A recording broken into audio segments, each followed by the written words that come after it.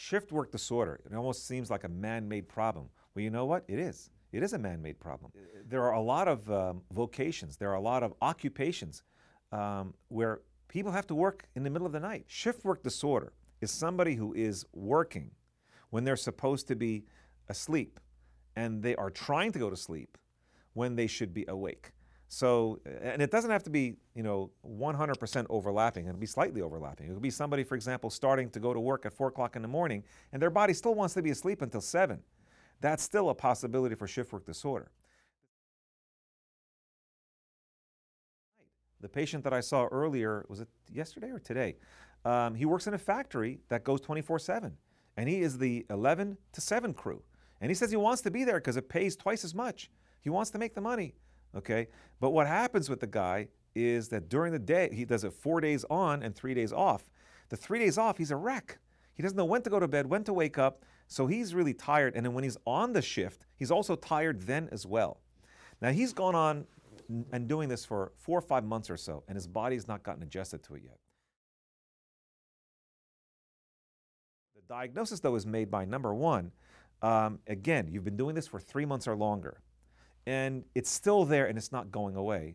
And you either are tired when you're in your wakeful hours, or you can't go to sleep, or both. And like I said, you've done everything that you can to get rid of it. Now, in these people, not only are they tired when they're trying to be awake, possibly doing their job, that could be devastating. Let's say their job is being a truck driver. Let's say their job involves other kinds of driving, or maybe their job involves being a medical person in a hospital. They could make mistakes, because what do we say about drowsiness? Drowsiness can make you make mistakes, and this is a tragic problem that can occur. So it can be doing that, or they're not sleeping long enough, and we've talked about the perils of not sleeping long enough, so they can cause problems to themselves and problems to others. So it is important to identify patients that have a shift work disorder.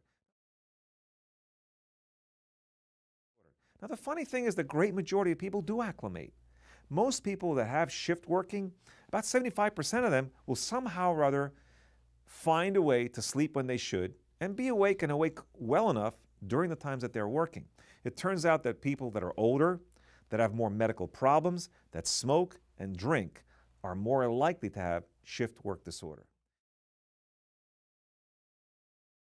The best treatment is to ask your patient not to do shift work. Most people will not do that. Will say, I want to do it. And that's when treating it becomes important. And treating it starts with informing them of the perils of their condition, okay? And then trying to do the best you can to have them sleep as much as possible when they're supposed to be sleeping very regularly at the same time. And then, if you're not able to do so with all the different techniques, then there are things to help them get to sleep. There's also things that can help them stay awake during their job. They don't cure the problem, but at least they get rid of some of the unwanted symptoms. Now, clinicians need to know that there are various medications for all these different sleep problems that we've talked about. Let's talk first about the most common sleep problem, which is insomnia. And that's trouble getting to sleep and or staying asleep or waking up too early, given ample opportunity to sleep with daytime consequences. When a patient comes in with insomnia, of course, the first thing that a clinician should do is to find out the background of the person with that insomnia and see to it what they can do on managing that insomnia and getting rid of it with non-medicinal ways. But there comes a point where you've done everything that you can, and the patient is still struggling with sleep, and that's not right. And there are medications. There are medicines nowadays that help patients just get to sleep, short-acting ones. There are medications that help get to sleep and stay asleep, and they kind of peter out in the middle of the night. And then there are medicines that help you get to sleep and stay asleep, and the medication will stay on board for the duration of the night. So clinicians need to know that there are various medications that primarily are picked by how much of a duration of action that they have. There's also variations of medications depending on whether they are scheduled substances or not scheduled. Scheduled meaning that they have a potential for abuse, liability, and dependence and that sort of stuff. And there's some that are scheduled and unscheduled. There are some medications that we use for sleep that are off-label, meaning that they're used for, they're FDA indicated for this reason, but you know what? it causes sleep to improve. So in patients that have insomnia, let's use it for insomnia. That's a little bit more of a delicate issue, but a lot of clinicians do actually do that. So for insomnia, there are a variety of medications that clinicians need to know about. One of the biggest pitfalls, though, is not just picking the wrong medication, but not giving the right advice. You have to tell patients that this medication you take when you get into bed and stay in bed for duration of the medication. The second pitfall is that insomnia for most people is a lifelong condition. It's not like strep throat where you give them the medicine and after 2 weeks they can stop it. It's like high blood pressure where you take the medicine and unless something happens in your life to make blood pressure go away naturally, you're going to take blood pressure medicine the rest of your life. So for most people, insomnia is lifelong and they need to take medication lifelong. And you know what happens to them? They'll take medication at the same dosage, at the same time, all their lives and they'll feel fine. They'll call you once every 6 months to a year and say, I want that medicine. And what a lot of clinicians say, I don't want to, I want to get you off this medicine.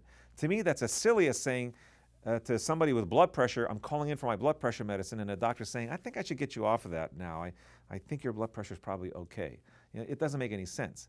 If a condition like insomnia is lifelong, it should be treated with a medication lifelong, assuming that that medicine is the right thing for that patient. There are concerns with sleep medications, as there are concerns with psychiatric medicines, with blood pressure medicines, with diabetes medicines, with any medication. And it's important for the clinician to know all those things, okay? So what are the problems with sleep medicine? You know, and they're different. Some of them, for example, which are scheduled, the patient should be told, this is a scheduled medicine. You have to come and see me periodically. They can be potentially habit-forming, so take them exactly how I'm prescribing the medicine. Don't give it to anyone else, and don't take more of it.